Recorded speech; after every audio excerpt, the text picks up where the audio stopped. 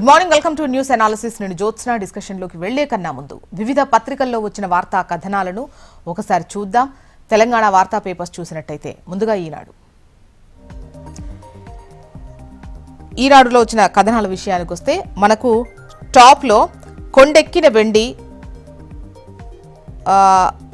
పరుసగా పని పసిడి అంటూ బంగారం వెండి ధరలు చుక్కలు తాకుతున్నాయి. ధరల పెరుగుదలలో బంగారాన్ని మించి వెండి దూసుకుపోతోంది. కమోడిటీల ట్రేడింగ్ జరిగే ఎక్స్చేంజ్లతో పాటు విక్రయశాలల్లోనూ ఈ లోహాల ధరలు రికార్డు గరిష్టాలకు చేరాయి. తొలిసారిగా దేశీయ విపణిలో కిలో వెండి ధర 3 లక్షలను మించింది. Kilo silver 3,09,000. 3 నెలల్లోనే రెట్టింపైన ధర. ఇక 20 రోజుల్లోనే 70,000 పెరుగుదల. ధరల పెరుగుదలలో వెండి దూకుడు కొనుగోలుదారులకు ఆందోళన కలిగిస్తుండగా పెట్టుబడిదారులను మాత్రం ఆనందంలో ముంచెత్తింది అనేదే ఈ వార్త. ఇక పైన టాప్లోనే ఇదే వెండి వార్త పక్కన ఇది చూస్తే కేంద్ర కమిటీ సమావేశానికి వెళ్లేందుకు మొగ్గు అంటూ ఈ తెలంగాణ నీటిపారుదల శాఖ తీసుకున్న నిర్ణయం ఇది. రాష్ట్ర ప్రయోజనాలే లక్ష్యంగా ఏపీతో చర్చించాలని ప్రభుత్వం ఆలోచిస్తున్నట్టుగా తెలుస్తోంది. ఇక మేడారం మెరిసేలా ప్రభుత్వ సంకల్పం. అమ్మవార్ల దయతోనే 100 రోజుల్లో గద్దెల పునర్నిర్మాణం. సమ్మక్క సారలమ్మల గద్దెల ప్రారంభోత్సవంలో ముఖ్యమంత్రి రేవంత్ రెడ్డి. వనదేవతలకు మొక్కులు చెల్లింపు. పాల్గొన్న ఉప ముఖ్యమంత్రి భట్టి విక్రమార్క, మంత్రులు. ఇక కమల దళపతిగా నితిన్ నబీన్. ఎన్నిక ఏకగ్రీవం. 45 ఏళ్లకే బీజేపీ పగ్గాలు.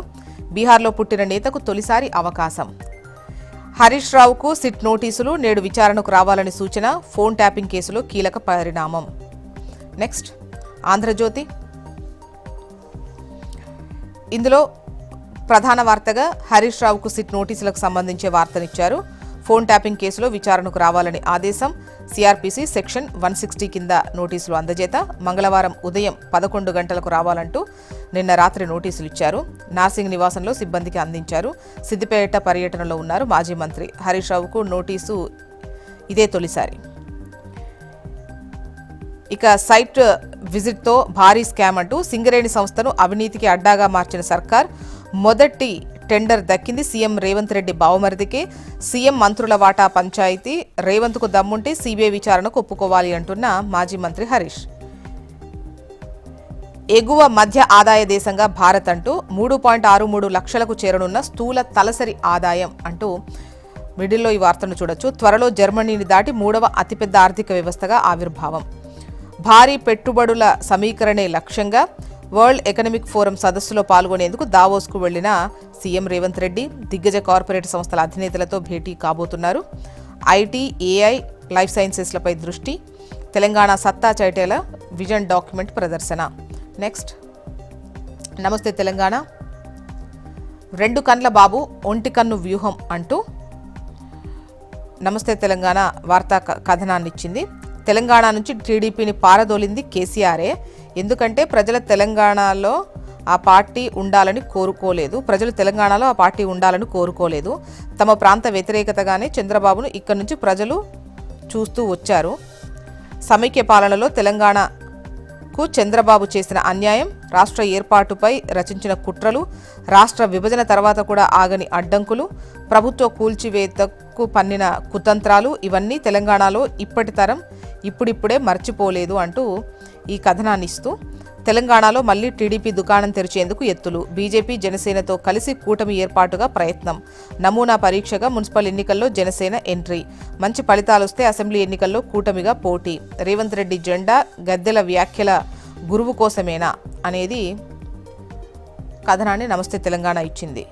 ఇక సైట్ విజిట్ సీఎం ఫిట్టింగ్ అంటూ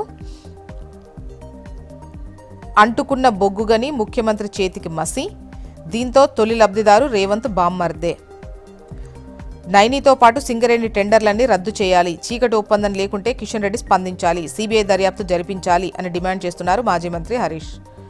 ఇక మరో డైవర్షన్ డ్రామా. హరీష్ రావుకు సిట్ నోటీసులు. ఫోన్ ట్యాపింగ్ కేసులో జారీ. నేడు విచారణకు రావాలని ఆదేశం. గనుల స్కామ్ నుంచి దృష్టి మరల్చేందుకే సర్కార్ ఆపసోపాలు అంటూ ఈ వార్తనిచ్చారు. నెక్స్ట్ ఈనాడు ఏపీ వార్తా విశేషాలు గనక చూస్తే కిలో వెండి 3 లక్షలు దాటిన విషయాన్ని ప్రస్తావిస్తూ మొదటి వార్తగా ఇది ఇచ్చారు. 3 నెలల్లో రెట్టింపైంది వెండి ధర. ఇక నెక్స్ట్ డీటెయిల్స్లోకి వెళ్తే 2 బస్సులు బోల్తా 35 మందికి తీవ్ర గాయాలైన విషయాన్ని పైన టాప్లో చూడొచ్చు. కాకినాడ జిల్లాలో జరిగింది ఈ ఘటన. ప్రైవేట్ ట్రావెల్ డ్రైవర్కు నిద్రమత్తు. విజయనగరం జిల్లా ప్రమాదంలో ఆర్టీసీ డ్రైవర్కు ఫిట్స్ వచ్చాయి. ఇక ఉద్యోగాలిచ్చే స్థాయికి తెలుగువారు ఎదగాలి. దంపతుల్లో ఒకరు ఉద్యోగం, మరొకరు వ్యాపారం చెయ్యాలి. ఏపీలో పెట్టుబడులు పెడితే స్వాగతిస్తాం. విదేశాల్లో వ్యాపారం చేస్తామన్నా సరే గైడ్ చేస్తాం. జ్యూరిక్ తెలుగు డయాస్పోరా సమావేశంలో ముఖ్యమంత్రి చంద్రబాబు. నెక్స్ట్ ఆంధ్రజ్యోతి. విదేశీ విద్యకు గ్యారెంటీ అంటూ 4% వడ్డీతో విద్యా రుణాలు. చదువుకోవాలనుకునే ప్రతి ఒక్కరిని చదివిస్తాం. 50 కోట్లతో ఎన్ఆర్టీల కోసం కార్పస్ ఫండ్. పెట్టుబడుల కోసం మంత్రులకు నాకు మధ్య పోటీ. ఫలితమే దేశానికి వచ్చిన పెట్టుబడులు 25% ఏపీకి. విద్యుత్ సంస్కరణలతోనే రాష్ట్రానికి డేటా సెంటర్లు. అన్ని రంగాల్లో తెలుగువారు అభివృద్ధి సాధించాలి. అదే నా లక్ష్యం. అప్పుడే నాకు సంతృప్తి. జ్యూరిక్లో యూరోప్ తెలుగు డయాస్పోరా సమావేశంలో సీఎం చంద్రబాబు వ్యాఖ్యలు. అదే వేద పాత కథ. అప్పుల వలయం, ఆర్థిక విలయం. జగన్ హయాంలో గాడి తప్పిన ఆర్థికం. కూటమి సర్కార్లోనూ గతుకుల ప్రయాణం. అన్ని రకాల ఆదాయం కలిపితే 1,50,000 కోట్లు. అది వడ్డీలు, అసలు చెల్లింపులు, జీతాలు, పెన్షన్లకే సరి. పథకాలు, అభివృద్ధి, ఇతర ఖర్చులకు అప్పులే గతి. అప్పుల రీపేమెంట్లు ఏడాదికి 75,000 కోట్లు. జీతాలు, పెన్షన్లు మరో 75,000 కోట్లు. డిసెంబర్ నాటికి 1,00,000 కోట్లు దాటిన అప్పు. ఫలితాల పులిపై ప్రభుత్వాల సారి. పథకాల పులిపై ప్రభుత్వాల సారీ. ఇక దశాబ్దాలుగా అమలు చేస్తున్న తగ్గని పేదరికం. నెక్స్ట్ సాక్షి. ఉచితం పోయింది, స్వచ్ఛందం బూటకం. పంటల బీమా ఫట్. చంద్రబాబు సర్కార్ నిర్వాకాలు, అన్నదాతల పాలిట శాపాలు.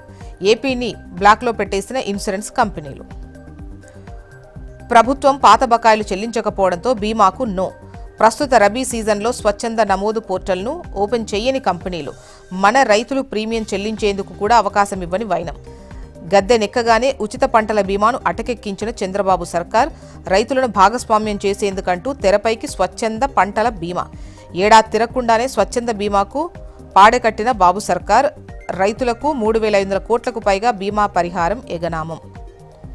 ఇక పోలీసుల నిర్లక్ష్యంతోనే సాల్మన్ హత్య. ఈ దారుణంపై సీబీఐ విచారణ జరిపించాలి. కారకులైన పోలీసులపై చర్యలు తీసుకోవాలి అంటున్న వైసీపీ నేతలు.